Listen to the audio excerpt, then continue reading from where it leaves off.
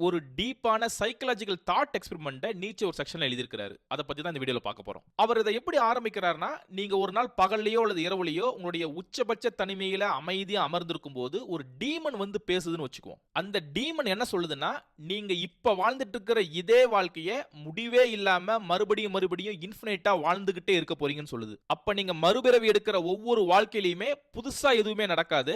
அதற்கு பதிலா நீங்க இந்த வாழ்க்கையில அனுபவிச்ச ஒவ்வொரு வலியும் சரி, ஒவ்வொரு ஜாயும் சரி, நீங்க யோசிச்ச ஒவ்வொரு தாட்டும் சரி, அனுபவிச்ச ஒவ்வொரு ஃபீலிங்கும் சரி, அது சின்னது பெருசுன்னு பார்க்காம எல்லாமே எக்ஸாக்ட்டா அதே வரிசையில திரும்ப திரும்ப நடந்துகிட்டே இருக்கும். எந்த அளவுக்குனா, நீங்க செவுத்துல பார்த்த சிலந்தி பூச்சி, மரங்களுக்கு இடையில பார்த்த நிலவோட வெளிச்சம், அவ்வளவு ஏன் இப்ப இந்த மொமெண்ட்ல அந்த டீமன் பேசிட்டு இருக்கிற சம்பவம் உட்பட எல்லாமே திரும்ப திரும்ப நடக்கும். சோ நித்தியமா ஒர்க் ஆகிற மணல் கடிகாரம்ங்கிறது ஒவ்வொரு முறையும் திருப்பப்பட்டு கொண்டே இருக்கும். அதுக்குள்ள இருக்கிற சாதாரண டஸ்ட் தான் நீங்க. இதுல இருந்து உங்களால எஸ்கேப்பே ஆக முடியாதுன்னு அந்த டீமன் சொல்லுது. சோ இப்படிப்பட்ட வார்த்தைகள் அந்த டீமன் சொன்னதுக்கு அப்புறம் நீங்க எப்படி ரெஸ்பாண்ட் பண்ணுவீங்கன்னு நீச்சே கேள்வி கேட்கிறாரு. ஆக்சுவலி இந்த தாட் எக்ஸ்பெரிமெண்ட் தான் எட்டர்னல் ரெக்கரன்ஸ்னு சொல்லுவாங்க. இது நீச்சேவுடைய ரைட்டிங்லயே மிக முக்கியமான ஒன்னு. சோ இத பத்தி நம்ம கொஞ்சம் டீப்பாவே பார்க்கலாம். இந்த செக்ஷனுடைய ஆரம்பத்துல கவனிச்சா அந்த டீமன் வந்து பேசுற நேரத்தை நீச்சே ரொம்ப ஷார்ப்பா வரையறுக்கிறாரு.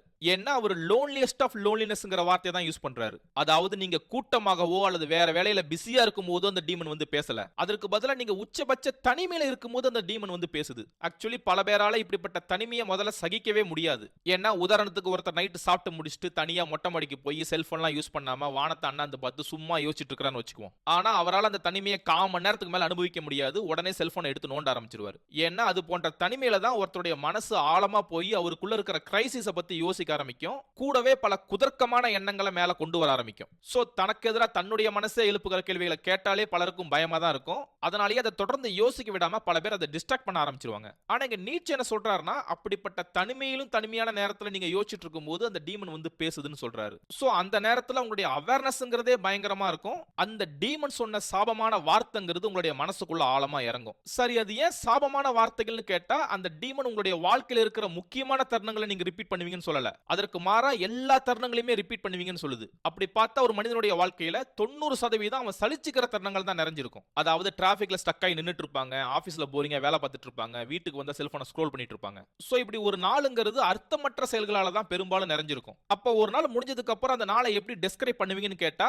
பல பேர் அதை ஒரு போரிங் டேவா தான் கேட்டகரைஸ் பண்ணுவாங்க. ஆனா அந்த டீமன் என்ன சொல்லுதுன்னா, அப்படிப்பட்ட எல்லா தருணங்களும் கொஞ்சம் கூட மாறாம அப்படியே ரிப்பீட் ஆகும்னு சொல்லுது. சோ ஒவ்வொரு பிறவிலையும் நீங்க செவுத்துல பார்த்த பள்ளி அதே பூச்சியை பிடிச்சி சாப்பிட்டுட்டு இருக்கும். ரோட்ல ரிப்பேர் ஆன பைக் மறுபடியும் அதே இடத்துலயே ரிப்பேர் ஆகும். நீங்க செல்போன்ல பார்த்த வீடியோ கண்டென்ட் மாறாம அப்படியே திரும்ப வரும். சோ கேட்ட ஜோக்கியே மறுபடியும் கேட்பீங்க, பார்த்த படத்தையே ஒவ்வொரு தடவையும் பார்ப்பீங்க. அது போக இருமறது, தும்மறது, சூளேஷ கட்டுறதுன்னு எல்லாமே அதே ஆர்டர்ல ரிப்பீட் ஆகும். சோ இது போன்ற முக்கியமற்ற தருணங்கள் கூட எட்டர்னல் ரெக்கரன்ஸ்ல மறுபடியும் நடக்கும். இப்ப இது போக ஒரு மனிதனுடைய வாழ்க்கையில ஏகப்பட்ட சஃபரிங்குமே இருக்கு. சிலர் பிசிக்கல் பெயின் அனுபவிச்சிருப்பாங்க, சிலர் மென்டல் ஆகனில வாழ்ந்துட்டு இருப்பாங்க. அது எல்லாமே ரிப்பீட் ஆகும். அதாவது சாதாரண சளிக்காய்ச்சல் ஆரம்பிச்சு கொரோனா கேன்சர் வரைக்கும் ஒருத்தருடைய வாழ்க்கையில வந்த எல்லா நோய்களுமே மறுபடியும் திரும்ப வரும். அவர் சின்ன வயசுல இருந்து அனுபவிச்ச அவமானம், புறக்கணிப்பு, கசப்பு, வெறுப்புன்னு எல்லா மனக்காயங்களுமே திரும்ப வரும். சோ இந்த எட்டர்னல் ரெக்கரன்ஸ்ல இருக்கிற ப்ராப்ளம் என்னன்னா, நம்ம கிட்ட சாய்ஸ்ங்கிற ஒண்ணே கிடையாது. சோ ஒருத்தர் இந்த வாழ்க்கையில எதெல்லாம் சேஞ்ச் ஆயிருந்தா நல்லா இருக்கும்னு நினைக்கிறாரோ அது எதுவுமே சேஞ்ச் ஆகாம அப்படியே நடக்கும். உதாரணத்துக்கு ஒருத்தர் இந்த வாழ்க்கையில தன்னுடைய ஃபியூச்சர் பத்தி பெருசா யோசிக்காம ஏதோ ஒரு கோர்ஸ காலேஜ்ல எடுத்து படிச்சிருக்கலாம். அதன் விளைவா தனக்கு சுத்தமா பிடிக்காத ஒரு வாழ்க்கையில போய் மாட்டிருக்கலாம். இப்ப அவர்கிட்ட மட்டும் கடந்த காலத்துக்கு போய் மறுபடியும் கோர்ஸ செலக்ட் பண்ற வாய்ப்பை கொடுத்தா அதை ஒரு கோல்டன் ஆப்பர்ச்சுனிட்டியா பாப்பாரு. இந்த தடவை தன்னுடைய கோர்ஸ ரொம்ப கவனமா சூஸ் பண்ணுவாரு. ஆனா இந்த டீமன் சொல்ற மறுபிறவில என்ன பிரச்சனைனா, அவர் மறுபடியும் அதே கோர்ஸ தான் செலக்ட் பண்ணுவாரு, மறுபடியும் அதே வேலையை தான் செய்வாரு.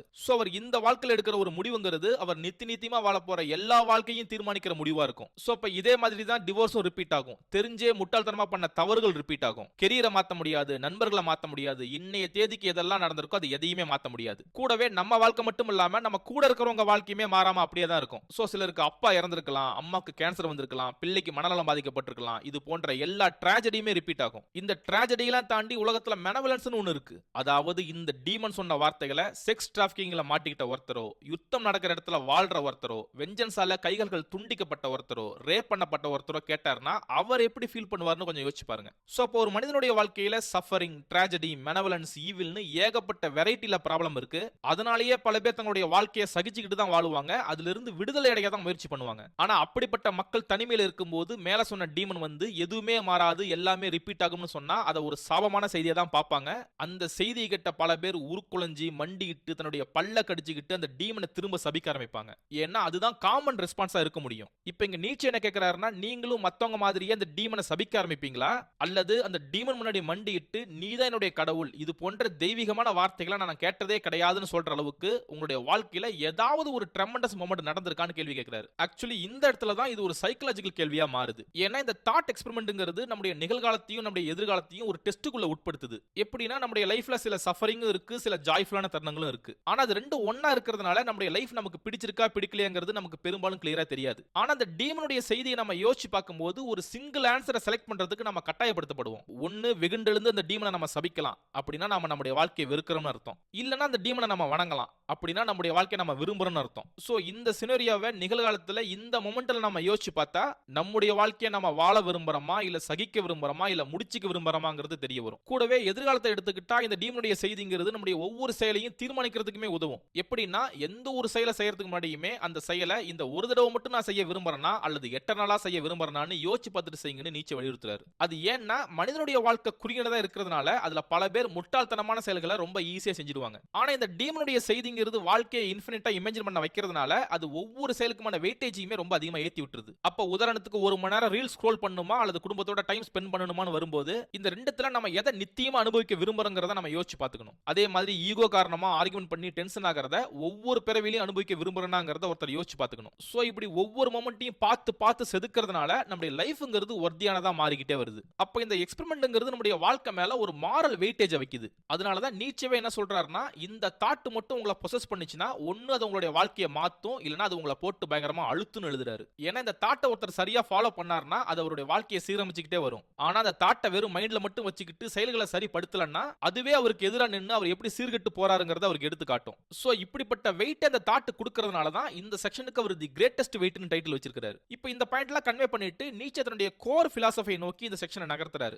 என்னன்னா நீச்சேவுடைய பிலாசபில அமோர் ஃபேட்டிங்கிற ஒரு கான்செப்ட் இருக்கு. அதாவது அமோர்னா லவ், ஃபேட்டினா ஃபேட் அல்லது விதின்னு அர்த்தம். அந்த கான்செப்ட் என்ன சொல்லுதுன்னா நம்முடைய விதியை நம்ம விருப்பத்தோட நேசிக்கணும்னு சொல்லுது. அதாவது நீச்சையை பொறுத்த வரைக்கும் நம்ம லைஃப்ல வர மகிழ்ச்சியான தருணங்களை மட்டும் நம்ம நேசிக்க கூடாது, அதை தாண்டி சஃபரிங்குமே சேர்த்தே நேசிக்கணும். ஏன்னா அவரை பொறுத்த வரைக்கும் ஜாயும் சஃபரிங்கும் ரெட்டை பிறவிகள் மாதிரி. வளர்ந்தா ரெண்டும் சேர்ந்தே வளரும், ஒன்னு குறைஞ்சதுன்னா இன்னொன்னு குறைஞ்சிரும். அப்ப நம்ம லைஃப்ல இருக்கிற ஜாயினுடைய அளவுங்கிறது நம்ம லைஃப்ல இருக்கிற சஃபரிங்குடைய அளவை பொறுத்தது. அதனால தான் அவர் வேற ஒரு செக்ஷன்ல சொர்க்கத்துக்கான பாதை நரகத்தின் வழியா தான் போகணும்னு எழுதியிருப்பாரு. சோ அவர் என்ன சொல்றாருன்னா நம்ம லைஃப்ல நடந்த எந்த ஒரு சம்பவங்கள் மேலேயுமே நமக்கு ரிக்ரெட்டோ அல்லது விரக்தியோ இருக்கக்கூடாது, அதற்கு பதிலாக அதை நம்ம முழுசா நேசிக்கணும். சோ அப்படிப்பட்ட மைண்ட் செட்ல இருக்கிற ஒருத்தனால தான் இந்த எட்டர்னல் ரிகரன்ஸ்க்கு எஸ் சொல்ல முடியும். ஏன்னா நம்ம ஆல்ரெடி பார்த்தபடி அந்த டீமனுடைய செய்திங்கிறது ஒரு சாபம். ஆனா தன்னுடைய சஃபரிங்கோட சேர்த்து தன்னுடைய வாழ்க்கையை நேசிக்க தெரிஞ்ச ஒருத்தனுக்கு அந்த சாபமான வார்த்தைகள் கூட ஒரு வரப்பிரசாதமா தெரியும். சோ அப்படிப்பட்ட வாழ்க்கை நம்ம வாழ்றதுக்கு நம்ம என்ன பண்ண போறோங்கிற கேள்வியோட நீச்சே இந்த செக்ஷன் எழுதி முடிக்கிறாரு. சோ நீச்சே கன்வே பண்ண நினைக்கிறது என்னன்னா இந்த எட்டர்னல் ரிகரன்ஸ்க்கு எஸ் சொல்ற அளவுக்கு நம்ம இந்த பூமியில வாழணும். ஆனா அது எப்ப சாத்தியம்னா நாம நம்ம லைஃப் அஃபர்ம் பண்ணதான் சாத்தியம், லவ் பண்ணதான் சாத்தியம், செலிப்ரேட் பண்ணதான் சாத்தியம். அதை தாண்டி வாழ்க்கை நம்ம சகிச்சுக்கிட்டு வாழக்கூடாது, வாழ்க்கையிலிருந்து எஸ்கேப் ஆகணும்னு நினைக்க கூடாது. ஆக்சுவலி இந்த எட்டர்னல் ரிகரன்ஸ் நல்லா கவனிச்சு பாத்தீங்கன்னா தெரியும், இது எல்லா ரிலிஜனுக்கும் ஒரு ஆப்போசிட்டான பிலாசபியை முன்வைக்குது. ஏன்னா பெரும்பாலான மதங்கள் என்ன சொல்லுதுன்னா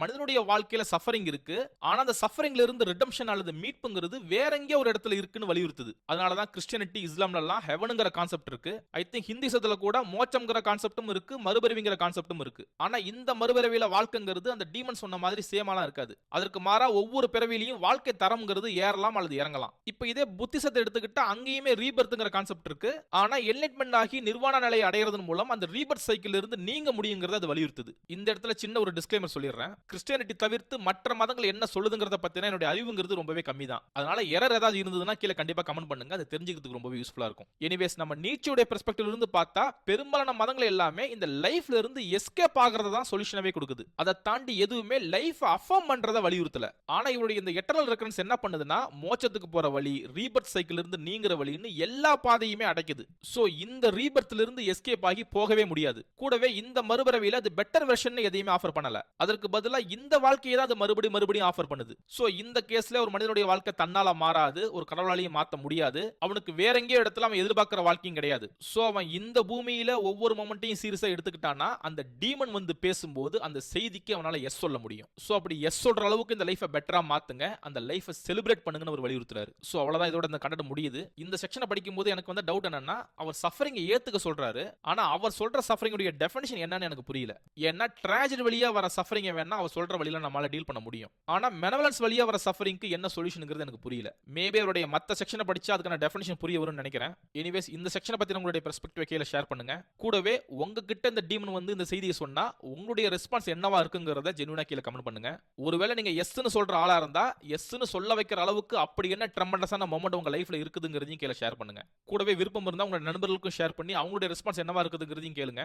அது நம்மள சுத்தி இருக்கிறவங்க அவங்களுடைய வாழ்க்கையை எப்படி பார்க்கறாங்கங்கறத நமக்கு எடுத்து காட்டும். அது மேபி அவங்கள பத்தி நம்ம நல்லா புரிஞ்சுக்கிறதுக்கு நமக்கு கொஞ்சம் யூஸ்ஃபுல்லா இருக்கும். இது போக வீடியோ யூஸ்ஃபுல்லா இருந்தா ஹைப் பண்ணுங்க. புதுசா வந்திருந்தீங்கன்னா சப்ஸ்கிரைப் பண்ணுங்க.